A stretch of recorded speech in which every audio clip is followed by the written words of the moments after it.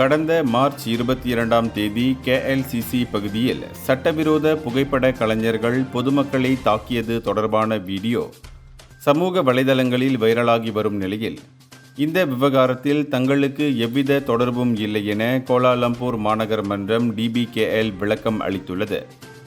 இச்சம்பவத்தில் ஈடுபடுபவர்கள் மாநகர் மன்றத்திற்கு பாதுகாப்பு பணம் வழங்குவதாகவும் அதிகாரத்தை தவறாக பயன்படுத்துவதாகவும் எழுந்துள்ள குற்றச்சாட்டுகளை DBKL முற்றாக நிராகரித்துள்ளது.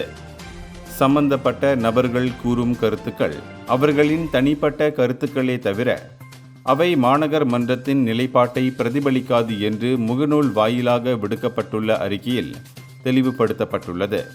இத்தகைய ஆதாரமற்ற வதந்திகள் மாநகர் மன்றத்தின் நேர்மைக்கும் நட்பெயருக்கும் களங்கம் விளைவிப்பதாக குறிப்பிட்டுள்ள DBKL பொதுமக்கள் வதந்திகளை பரப்ப வேண்டாம் என கேட்டுக்கொண்டுள்ளது. அது மட்டுமின்றி சட்டவிரோத செயல்களை தடுக்கவும் வெளிப்படையான முறையில் கடமையாற்றவும் தாங்கள் உறுதி பூண்டுள்ளதாகவும் அவ்வமைப்பு தெரிவித்துள்ளது. இந்தியர்களின் இதய குரல் மக்களோசை.